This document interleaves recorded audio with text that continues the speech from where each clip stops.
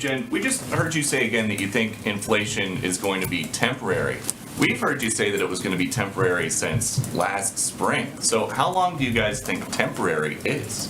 Well, again, Peter, I think what we do is we rely on the assessments of the Federal Reserve and of outside economic analysts who give an assessment of how long it will last. The expectations and their assessment at this point continues to be that it will moderate by the end of the year. There's also no question that when a foreign dictator invades a foreign country, and when that foreign dictator is the head of a country that is the third largest supplier of oil in the world, that is going to have an impact, and it is. And so to that point, inflation goes up today. The president's statement blames the Putin price hike. Are you guys just going to start blaming Putin for everything until the midterms? Well, we've seen the price of gas go up at least 75 cents since President Putin lined up troops on the border of Ukraine. And last month, the statement didn't mention the Putin price hike. It mentioned inflation because of the pandemic. Why is that? Well, Peter, last 2 years, there was a global pandemic. Everyone who's global economists have all agreed that has been the biggest contributor to date of inflation because of the impact on the supply chain. Obviously, global events impact the global economy, as well as global inflation.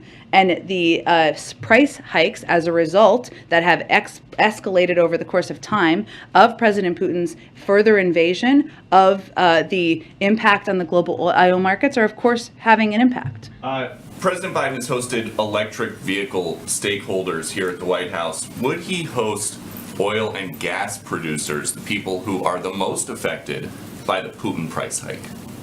Well, the oil and gas, I have nothing to preview or predict for you in terms of him hosting oil company executives. Is he open to that?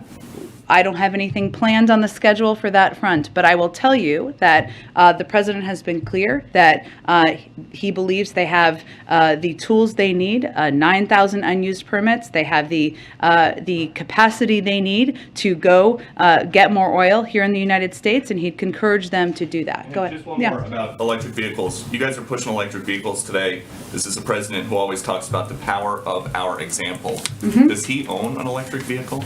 Presidents of the United States don't do a lot of driving. He's posted videos where he's revving the engine of his Corvette in Wilmington. He owns cars. And he also has driven electric vehicles as president, as to give a model to the rest of the country. Does he own one? I think the president's record on this is clear, Peter. Presidents of the United States, current and when they are no longer, typically are not doing a lot of driving. Go ahead. The vice Go president. ahead.